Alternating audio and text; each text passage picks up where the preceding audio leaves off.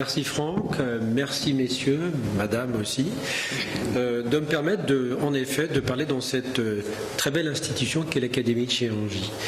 Alors je vous parlerai de l'évolution des facteurs de risque de cette instabilité pour voir comment on a progressé dans cette connaissance de l'instabilité fémoro-patellaire.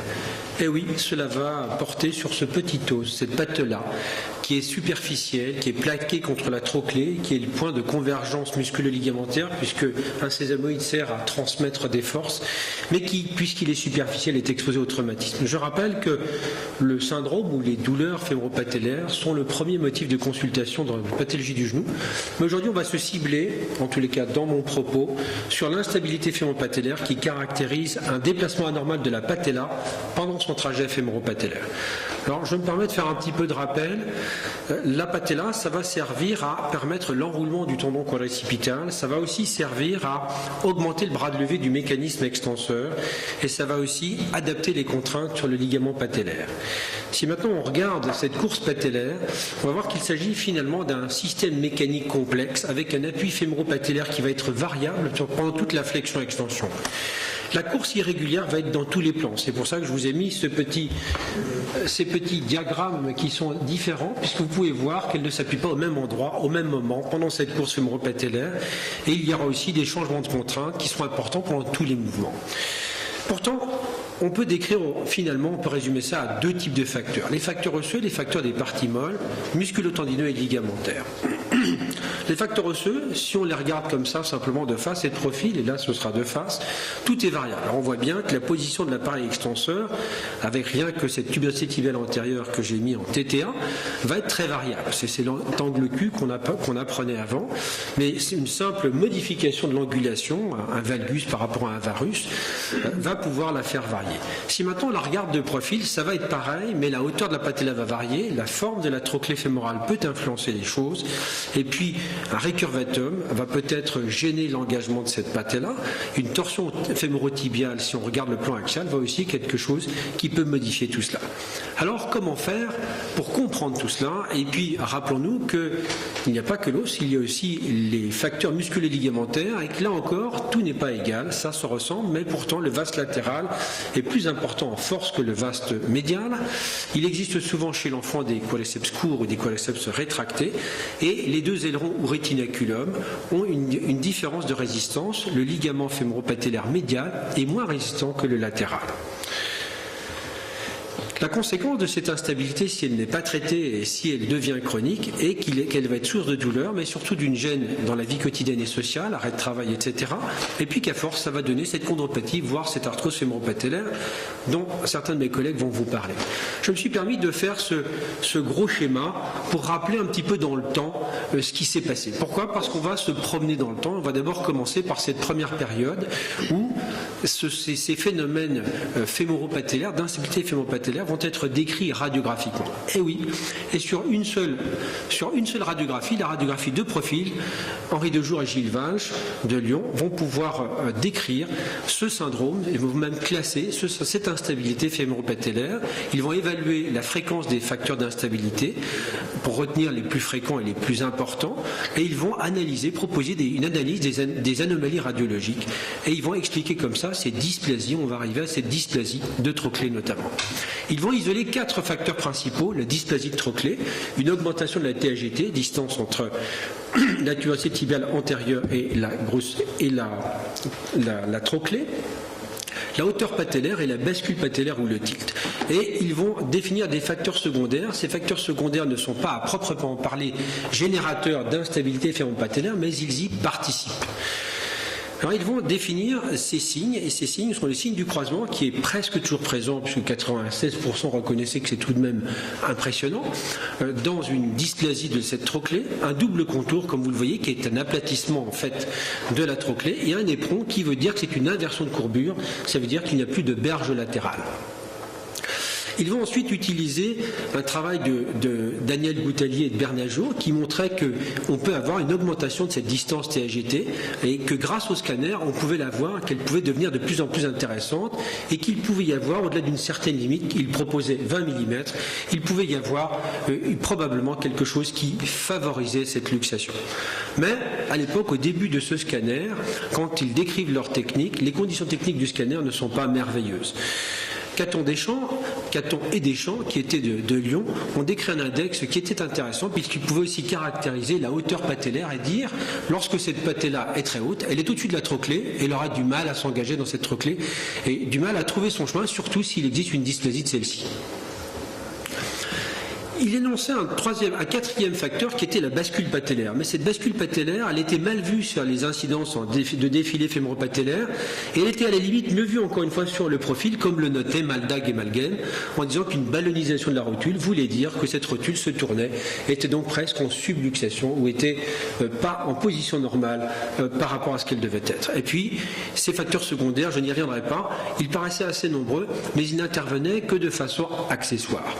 Alors, il décrivait bien deux syndromes, l'instabilité rotulienne objective, qui était, il y a eu au moins un épisode de luxation, l'instabilité potentielle, qui voulait dire on ne reconnaît pas, on n'isole pas un phénomène de luxation, mais par contre, il y a plusieurs facteurs principaux d'instabilité.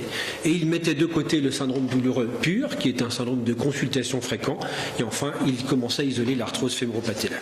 Revenons encore une fois sur ce schéma directeur, ce fil rouge qui se découle dans le temps. La deuxième période va être due au progrès de l'imagerie qui vont permettre d'explorer le troisième plan, le plan axial, les reconstructions, et puis qui vont faire prendre conscience qu'il y avait peut-être des facteurs ligamentaires.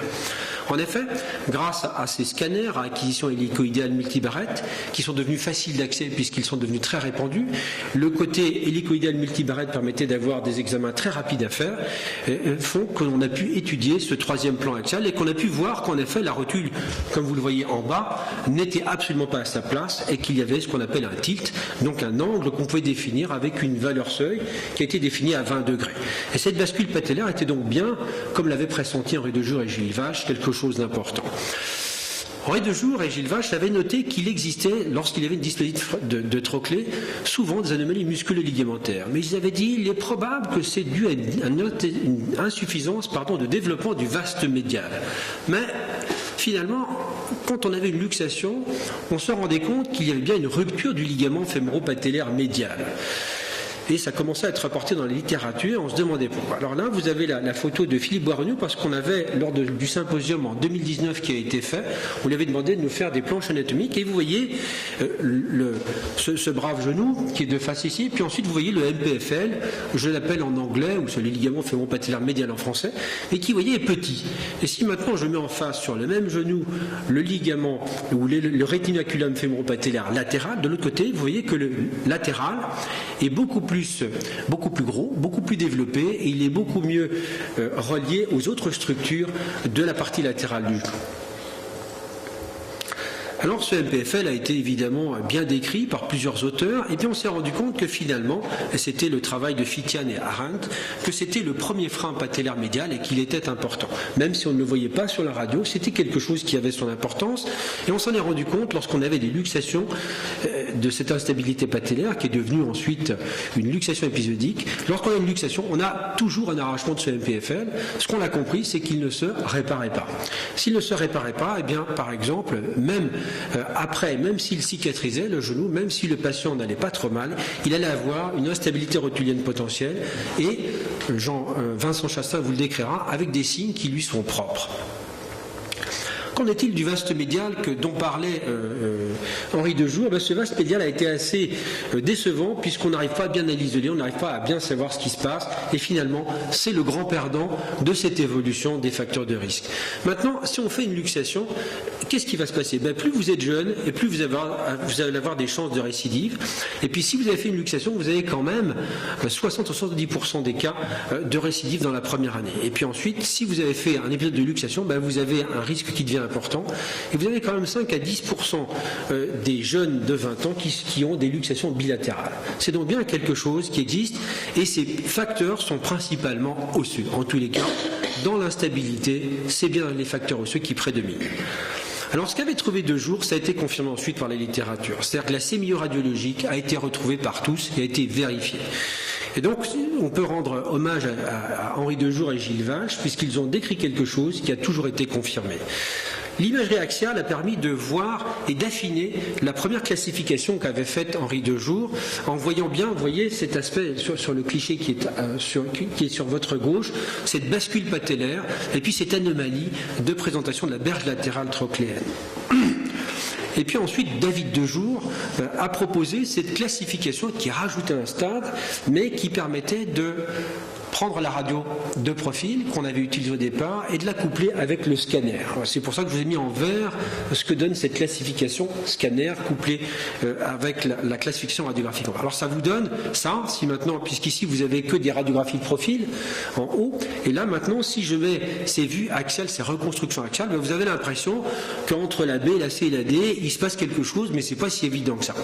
Alors évidemment, quand c'est pas évident, qu'est-ce qu'on fait? On compare et on regarde ce qui se passe.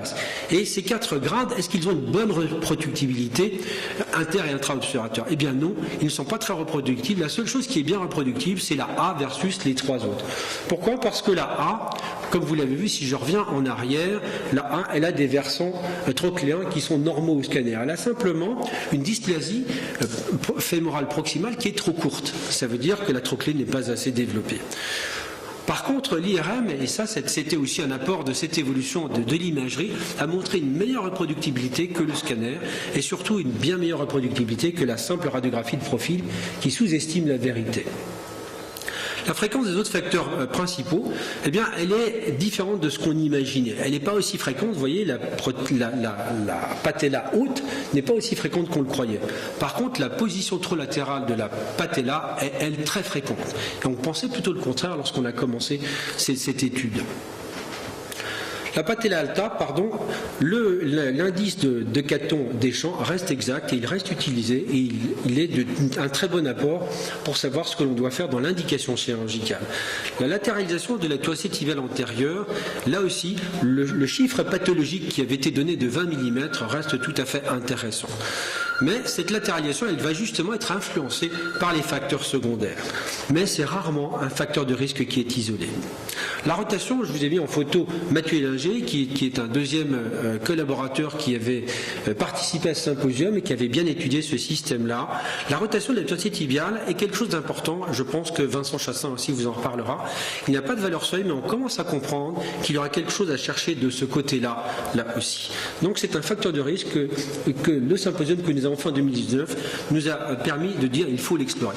Les facteurs osseux secondaires sont finalement encore un peu plus importants, mais ils ne sont pas forcément, il ne faut pas leur attacher plus d'importance que cela quand même. Ce qui paraît plus important, c'est le nombre de facteurs de risque. Puisque quand vous avez une luxation récidivante, ben vous avez un tiers des cas qui ont au moins un facteur de risque. Et puis vous avez un deuxième tiers des cas qui a au moins 2 facteurs de risque, mais vous avez aussi un tiers des cas qui ont 3 facteurs de risque. Or, et ça c'est encore une fois l'équipe d'Arendt qui fait cette étude-là, si vous avez une fise ouverte, un angle de sulcus, donc un angle de Merchant qui est très ouvert, ou une patella alta, fise ouverte pour dire que ce sont des sujets jeunes, eh bien en fonction du nombre de risques que vous avez une probabilité de récidive qui est bien importante. Quand on a 80% de possibilité de récidive, autant opérer tout de suite puisqu'on est sûr que ça va mal se passer dans l'avenir. Ou alors on est vraiment très confiant. Et là aussi, si on s'amuse à regarder, dysplasie de trochlée plus patella alta plus TAGT augmenté, on a 95% de récidive possible. Là encore, ce n'est pas la peine d'attendre qu'il y ait une récidive pour pouvoir l'opérer. D'autres indices ont essayé de se mettre en place, comme par exemple la surface patellaire par rapport à la surface trochléenne, et cela a été comparé et ce n'a pas été d'un grand intérêt. Vous verrez, là c'est Vincent Chassin aussi qui rapportera cela, l'index d'engagement axial paraissait intéressant, mais il est difficile à faire parce qu'il faut des coupes fiables. Coupe fiable, ça veut dire toujours faites de la même façon et comparable, reproductible, ce qui n'est absolument pas forcément le cas, puisqu'il faut se placer de façon spécifique, etc., etc. Donc, chaque fois que quelque chose est compliqué, ce n'est pas reproductible ou pas facilement reproductible. Un deuxième index d'engagement sagittal avait été évoqué lors du symposium de la SFA en 2012. Celui-ci paraît plus intéressant à condition que l'on puisse bien placer, bien faire ces mesures, là encore une fois. Mais encore une fois, ça ne peut être utilisé que si on sait bien le faire et bien le pratiquer. Alors finalement, l'évolution de la position spatiale de la tracée tibiale est quelque chose qui a été très bien vu par cette évolution de l'imagerie. Et vous voyez qu'on a, après la latéralisation qui avait été vue par Gouttalier, la rotation augmentée qui avait été soulevée par Munetta, la torsion tibiale antérieure a été aussi analysée et publiée par Vincent Chassin, et elle paraît intéressante puisque si elle augmente, cette torsion, eh bien, il y a les risques d'instabilité qui augmentent. Elle est bien corrélée à plusieurs choses que nous avons vues auparavant, une augmentation de la TGT, un tilt patellaire, donc une bascule patellaire, une latéralisation patellaire préexistante. Vous voyez que maintenant on arrive finalement à la fin de ce diagramme, de ce fil conducteur que je vous ai montré. Je ne sais pas ce qui va se passer demain, mais en tous les cas, je peux conclure en disant que les facteurs osseux, les facteurs primaires osseux restent prédominants, vous les voyez ici, mais que maintenant on sait que le MPFL est la structure toujours atteinte d'une luxation. Et pourquoi je vous dis ça? Parce que dans ces conclusions, on sait qu'en 2020, le bilan radiographique reste nécessaire, le profil est toujours intéressant, il faut le garder parce qu'il donne plein d'indications. Par contre, l'IRM a fait preuve de son efficacité, elle doit faire partie du bilan de l'instabilité fémoro-patellaire, ce qui est nouveau puisqu'avant on pensait plus ce scanner. Et enfin, la prise en charge chirurgicale est bien en fonction de ces facteurs de risque. Ce que je veux dire, c'est que si on a eu un épisode de luxant et qu'on a 3 facteurs de risque, comme on a un taux de récidive majeur, on peut opérer ce patient après un seul épisode. Par contre, si on a moins de facteurs de risque, on peut attendre au moins un deuxième épisode luxant. Et enfin, ce qu'on sait avec cette évolution des facteurs de risque, c'est que la reconstruction du MPFL doit être faite puisqu'il s'agit du frein et d'un frein ligamentaire, mais qui est très importante. Je vous remercie.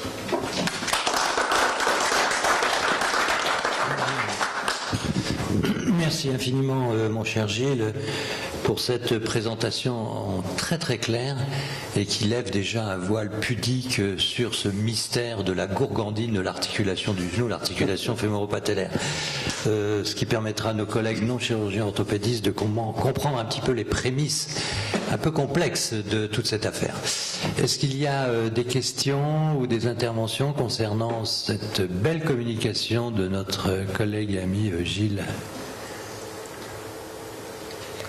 Alors, si tous les mystères sont soulevés de la jupe pudique de l'articulation fémorale, on va arrêter là, c'est pas possible.